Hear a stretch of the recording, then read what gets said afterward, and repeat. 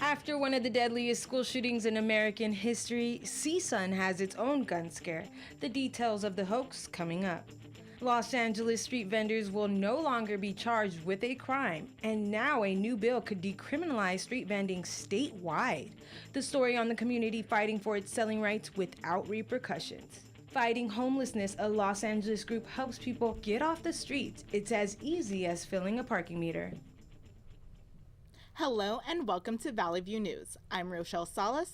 And I'm Shannon Osborne. There was a security scare at CSUN after a Snapchat video appeared to show a gun on campus. Valley View News reporter Corinne Hafuda gives us the details. A Snapchat video last week showed a gun inside a car on CSUN's campus. After 3 hours, police called the video a hoax. Police say the man behind the video was an armored truck driver. The video was posted around 9 a.m. on Friday. It was taken around the Oviatt Library. Campus Police Chief Ann Galvin says the video was captioned "too short of a day," implying something could happen to cut the day short. I think the important thing is it's coming on the heels of right in the aftermath of the Florida shooting with, everybody's nerves on edge, a horrific tragedy again having happened. Students use social media to warn one another of the potential gunman on campus. The video, which was on CSUN's campus story, went viral in minutes. Chief Galvin said they are investigating prosecution against the suspect for even scaring one person. We, CSUN police, from the beginning felt that this just wasn't adding up. It just smelled fishy, and it did look a bit staged to us.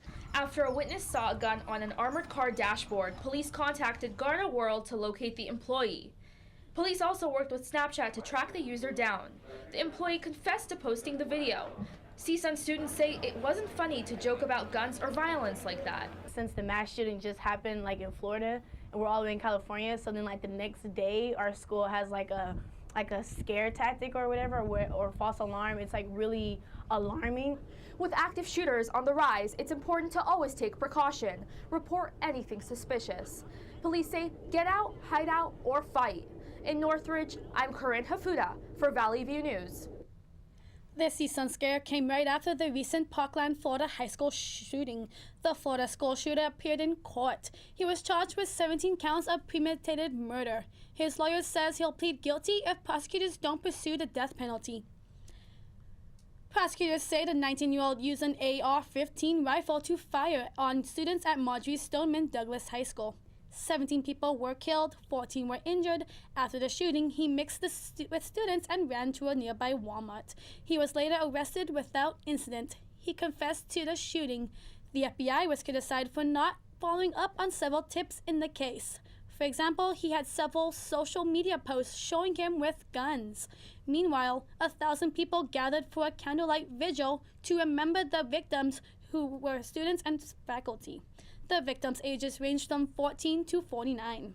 This shooting sparked another debate about gun control.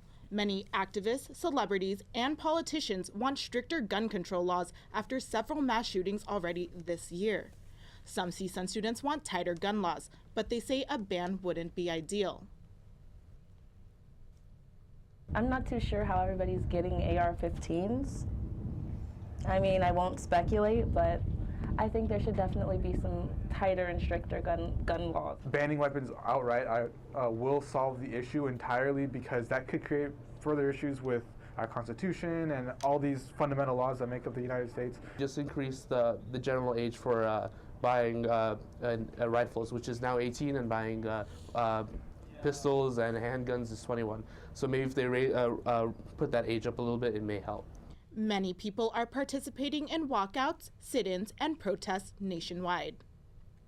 In the wake of last week's high school shooting in Florida, the organizers behind the Women's March Youth Empower are calling for a national school walkout on March 14th.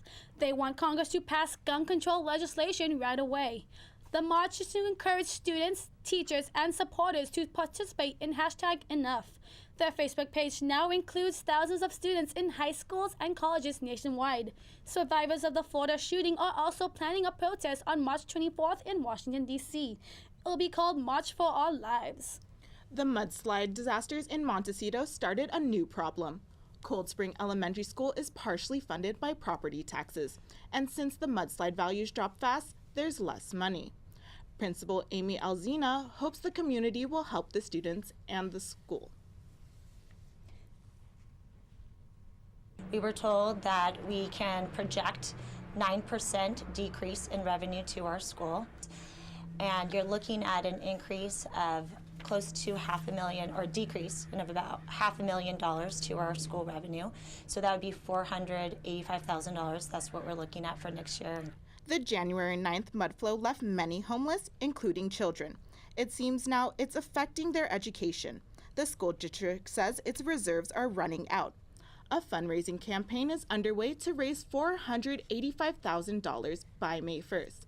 Principal Alzina says students are still healing from the disasters. The music and art programs might be cut.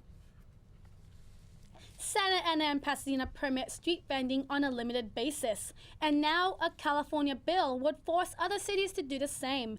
Valley View News reporter Thomas Rodriguez has more. The LA City Council voted to decriminalize street vending last year. A proposed state bill would do the same. It's called SB 496. Some community organizers like David DeVos say the state's effort is far-fetched. The state certainly doesn't have the assets to regulate it. Neither does the city of Los Angeles at this point. The council still needs to set up a licensing system. Some vendors are still being cited for numerous violations. Lately, police haven't treated them as criminal violations, but a community in Westlake created their own vending system. Rafael Morales helped set up the market. Our goal was to obtain this space, so all the vendors could sell with self-respect and cleanliness, and they can at least say they have their own space. Vendors met with police and city officials last year to come to an agreement. They pay a registration fee to the market. They can sell anything except food and water. Juan Rodriguez thinks it's best for communities to set up their own rules instead of the state setting up blanket rules. Legalization is totally limited. People here have the option to have a more suitable place to sell and are part of a project where we work with the community and build a stronger relationship with people from the community. Community marketplaces like these could be an alternative to the legalization of street vending in Los Angeles. In Westlake, I'm Thomas Rodriguez for Valley View News. The search is on for a missing rideshare driver who disappeared from downtown LA earlier this month. Joshua Thede was last seen driving out of his apartment garage February 11th. His mother says for some reason he called 911 the next day. His car was found near Hollywood Monday afternoon. The 29-year-old hasn't been seen or heard of since. He's described as a 6 feet tall, weighing about 170 pounds. Thede is a driver for Uber and Lyft. If you have any information about his whereabouts, you are asked to call the LAPD. Los Angeles is introducing a new program to keep the homeless off of the streets. It involves a new way to give money to the homeless by using a donation meter. Valley View News reporter Marissa Martinez has the story. A bright yellow smiley face displayed in an orange meter has been catching many people's attention in Grand Park. With the rise in homelessness around Los Angeles, the city may have found a solution. Christina Salgu says she was a little confused about the meter outside her job, but the color attracted her to find out more information. I think it's great to, for a good cause, to donate to the homeless. It's a really big problem here in Los Angeles, and it's awesome to know that they're trying to do something to fix it. After you donate, a message will appear in the meter thanking you for the contribution. The meters have been installed in other cities such as Pasadena with the success of making $4,000. Natasha James feels this will be a better way to give money to the homeless instead of handing it to them in person. That it will definitely give back toward the downtown LA area. I feel like the change should be circularized around the area that it's raised in, to be honest, because this is the area where we will be given a change at. There's an estimated 58,000 homeless people roaming Los Angeles. The meters are a way to encourage people to give back. Anita Sanders says this will hopefully decrease the amount of homeless people from sleeping on the streets and in front of her work. I think it should just help any homeless person who's in need. I think this is really, really good. It stands out.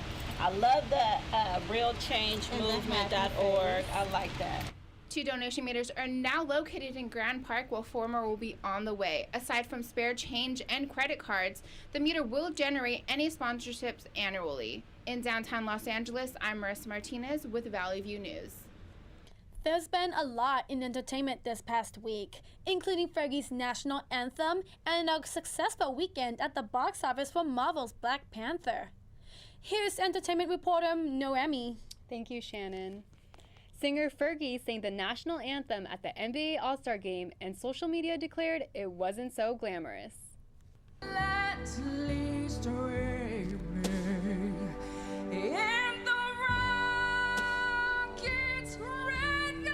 Some players and celebrities were caught on camera trying not to laugh at her performance. Shaquille O'Neal told Charles Barkley not to criticize Fergie's singing. Shaq thought her voice was sexy. Barkley then said, "Damn right it was sexy. I needed a cigarette after that one." Fergie responded to criticism by saying clearly the rendition didn't strike the intended tone and that she tried her best. Black Panther broke box office records. It pulled in at least $235 million on its President's Day weekend debut. Panther is directed by Ryan Coogler. He's the only African-American director to do a Marvel film. It stars Chadwick Boseman, Lupita Nyong'o, Michael B. Jordan, and Daniel Kaluuya. It's the highest-grossing film by an African-American director, beating out F. Gary Gray's Straight Outta Compton. Fandango says the first 24 hours of ticket pre-sales were the highest for any Marvel movie. Competing movies came nowhere near Black Panther's opening weekend blowout. Peter Rabbit followed Panther with a domestic total of $54.1 million. 50 Shades Freed placed number 3 in box offices, coming in with $19.4 million. The British Academy Film Awards was full of tributes to the Time's Up and Me Too movements. The British Academy Film Awards was full of tributes to the Time's Up and Me Too movements. Actor and actresses wore Time's Up pins. Gemma Arterton was joined by 2 former female activists who were a part of the 1968 Ford sewing machinist strike. Most actresses wore black gowns to show their support. Frances McDormand, who won for Best Leading Actress for 3 Billboards, didn't wear black. While accepting her award, she explained why. As Martin said, I have a little trouble with compliance.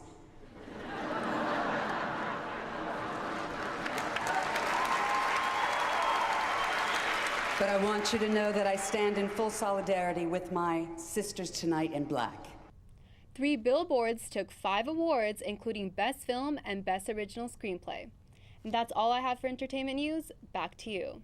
You can spend $5 million many ways, like getting an expensive car or a nice house, but you would not expect to pay that much for a 1/4 acre of land. That's how much property in this Palo Alto neighborhood is listed for. It's on a quiet residential street, but the catch is there's no house.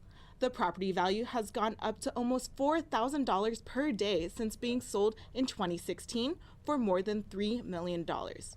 Despite this high price tag, real estate officials say it'll likely be sold because the demand is so high. For comparison, $5 million can get you about 5 acres in Malibu or 20 acres in Agora Hills. Chinese New Year has officially begun. Goodbye, Year the Rooster. Hello, Year the Dog. China's Lunar New Year has a 15-day festival. It's the most important holiday for many people. People travel the world to spend time with loved ones and participate in traditions. Los Angeles has its own celebrations. The annual Chinatown event included live music, food trucks, and acrobats. After the break, the link between Russia and trolls will explain. Plus, the NBA All-Star Weekend wrapped up. The highlights next. It's fine that other people like you. It's more important that you like yourself. And I'm comfortable with every part of me. Meals on Wheels coming to my door as someone who's housebound assures me that I'm not forgotten. They care that I'm okay. My name is Asha Ida Bell. America, let's do lunch. Drop off a hot meal and say hello. Volunteer by donating your lunch break at americaletsdolunch.org. Here is my handle and here is my spout. When I get all steamed up, then I shout, tip me over and pour me out. Oh. It only takes a moment to make a moment. Cheers. Take time to be a dad today. A magnitude 7.2 earthquake struck southern Mexico state of Oaxaca last week. Thousands fled buildings and stores that had minor damage, but no deaths were reported. However, a helicopter carrying senior government officials crashed in the aftermath of the earthquake. It crashed on top of 2 vans. 12 people died at the scene. The aircraft's pilot apparently lost control while trying to land. 5 months ago, another big quake hit the area. From Russian indictments to Brexit, our international news reporter Heather Ann Wagner has the latest on what's happening in the world. Heather? 13 Russian nationals were charged with interfering in the 2016 U.S. election by using social media. A Russian company allegedly paid $1,400 a week for their employees to post as trolls. The trolls engaged in deceptive conversations across the internet. 80 people were assigned to influence the American elections. They put numerous pro-Trump posts on Facebook and Twitter. The Russians and some Trump campaign officials are being investigated by the FBI. The Russian company denied any wrongdoing. The International Security Conference took place in Germany last weekend. Top government officials from around the world took part in an open forum to express their security needs. The purpose of the summit is to strengthen transatlantic relations and security. Issues are presented and debated by each nation's representative. Some NGOs are also part of the summit. More than 600 officials participated in the summit. Also attending the conference was the United Kingdom's Prime Minister Theresa May. She spoke about a post-Brexit UK security plan. Those who threaten our security would like nothing more than to see us fractured. They would like nothing more than to see us put debates about mechanisms and means ahead of doing what is most practical and effective in keeping our people safe. When the UK exits the European Union, some think its future security is unknown. They currently rely on the EU for most security needs. We will together protect and project our values in the world, and we will keep our people safe now and in the years to come. The UK will exit the EU next year. That's all for international news. I'm Heather Ann Wagner. Back to you in the studio. Thank you, Heather. Fans can step into Olympic athletes' shoes through virtual reality. Pyeongchang's Olympic Park has an Olympic arcade where people can experience cross-country skiing, lugeing, and the skeleton race. All the thrill and burnt calories without the chance of injury. In these VR experiences, motion sensor data and video image transmission use 5G. So if you ever wanted to speed down an ice track head first, now is your chance. Let's take a look at highlights from the NBA All-Star Weekend. Here's Andrena with more in sports. Thank you, Rochelle. All-Star Weekend has come and gone. The festivities kicked off with the highly anticipated celebrity game. The court was filled with major stars like Justin Bieber and Quavo. The celebs were split into 2 LA teams, the Lakers versus the Clippers. With an MVP performance from rapper Quavo and a notable 17 points from Rachel Demita, the Clippers beat the Lakers 76-66. As for the big event, there was Team James versus Team Curry. This was the first time NBA officials let captains pick their own teams. While both teams gave it their all, LeBron's team ultimately won. Team James beat Team Curry 148-145. The game was very competitive. LeBron himself put up 29 points, 10 rebounds, and 8 assists. However, it wasn't until his game-winning stop against Curry that James cemented his place as the game's MVP. LeBron James was named MVP for the 3rd year in a row. There are tough guys, and then there's Justin Olsen. USA bobsledder Justin is returning to competition just days after his appendectomy. Justin hopes to help the U.S. rise in the medal count. Norway leads the medal count with at least 26 medals. Team USA has won at least 10. And it seems Russia is back to its old ways. Curling bronze medalist Alexander Krulinski allegedly tested positive for a banned substance. IOC spokesman Mark Adams confirmed the positive test. He said the test could have negative effects for other Russian athletes hoping to return to the Olympics. Talk about ending with a bang! Danica Patrick, who announced her retirement in November, competed in her last NASCAR race this past Sunday. She finished in 35th place. The one to blame is fellow driver Chase Elliott. After wrecking his car, Elliott spun out, taking many drivers with him. Among the Daytona 500 casualties was Danica's bright green GoDaddy car. Though the wreck totaled her car, it did not dent her career. Danica is the most successful female driver ever in the sport. She will get a chance to redeem herself in late May at the Indianapolis 500. It's all eyes on second place. Darrell Wallace Jr. had a history-making run at the Daytona 500. Wallace is NASCAR's only African-American driver. Though some identify him as a black driver, Bubba says he just wants to be known as a driver. But he said, sometimes you do just have to get the message out there. That's it for sports. I'm Andrea Serrano. Back to you. There was a bloody brawl at sea. A fight broke out on a Carnival cruise in Australia after midnight last week. The fight allegedly started when a passenger stepped on another passenger's flip-flop. Most of the brawling was caught on camera. Security guards tried to stop the fight, but it only got worse. All 23 people involved were the same family, officials say. They were kicked off the ship when it docked in Eden, north of the South Wales-Victoria border. Some people said those passengers have been causing trouble for days. Some of the brawlers claim they're not done fighting. They say they'll be speaking to their lawyers shortly. Coming up, if you're looking for motivation to exercise, you're in luck. We'll introduce you to a 90-year-old who loves hitting the gym. And Face ID isn't just for the phone. We'll take you to a Pasadena restaurant using Face Identity technology. I'll never forget the day our landlord called and said, read your lease. No pets allowed. My owner tells him my dog ate the lease, but that didn't work. And now I'm stuck in a shelter. But this pit bull is ready for a new crib. I'm loving, loyal, and play well with others. So don't be intimidated by all my muscles, because the biggest one I have is my heart. That's right, I said it.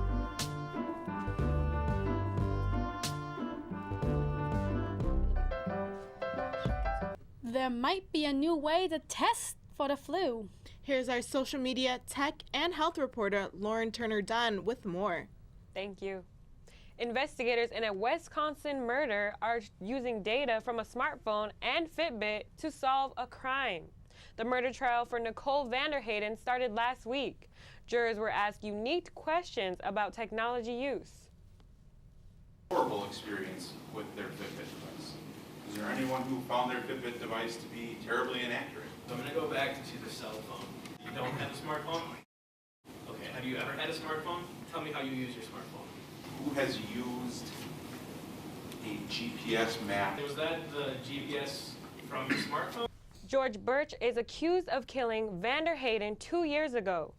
Prosecutors say the cell phone GPS records show where Birch was the night of the murder. But they wonder about the accuracy of the Fitbit records in regards to Dietrich.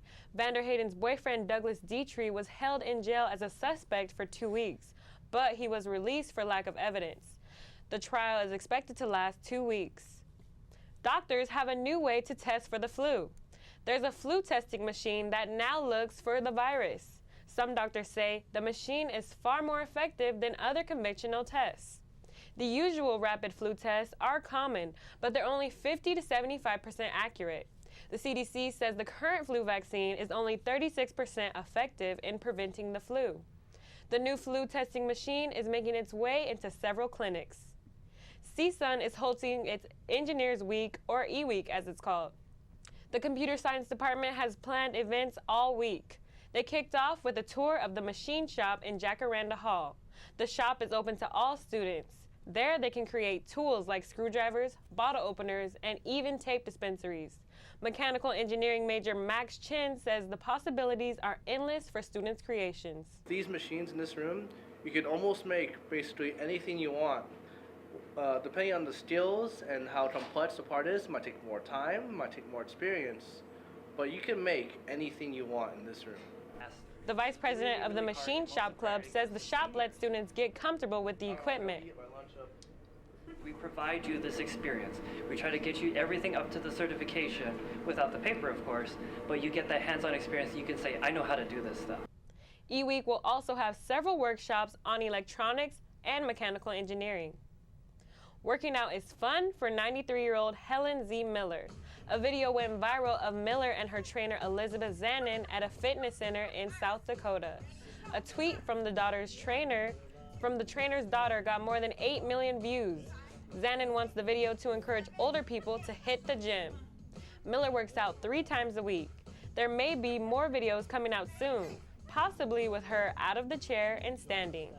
That's all I have for social media, health, and tech. Back to you. A new Southern California restaurant lets customers pay with their faces. Valley View News reporter Cameron Parrish has the story. I'm a customer, so let's see if it'll pick me up. So it'll say, hey, Austin. AJ Rochow was explaining how to use your face to pay for a burger. Cali Burger in Pasadena teamed up with NEC Facial Recognition to enhance their business. When customers order, all they have to do is smile.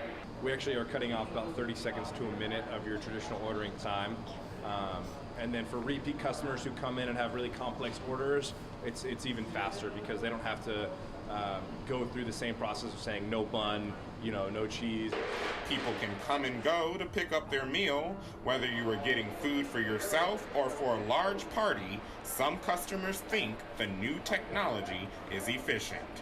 It's a cool concept. Like, say the restaurant's extremely busy, I could say this is extremely beneficial. As a customer, I feel that's convenient. It'll make things a lot faster. But those who aren't ready to take the step into the new trend can still use their card to swipe. I think that's a great option they have, to be able to swipe your card instead of the whole, like how you said, being as tech savvy. Cali Burger in Pasadena is the first of its 40 locations to use FacePay technology. We have 40 locations worldwide. We'd love to put our kiosks, self-ordering kiosks, linked with NEC's facial recognition technology to all those restaurants. I'm Cameron Parrish in Pasadena for Valley View News. 2 sisters are helping plan birthdays for homeless children. They're collecting supplies for birthday parties. Cups, napkins, and other decorations will be donated to the Brightening Birthdays organization. Brightening Birthdays helps plan parties for families who can't afford them. The sisters say they were surprised by the amount of support they've gotten. They started the project after hearing that some homeless people don't get birthday parties. They wanted to give back so the children can feel loved. Any kind of age, you should always be cared and loved, and people should always wish you happy birthdays. The sisters said kids just want someone to wish them a happy birthday. That's all for us at Valley View News. Thank you for watching. I'm Rochelle Salas. And I'm Shannon Osborne. For news any time of day, go to our website, sundial.csun.edu. See you next week.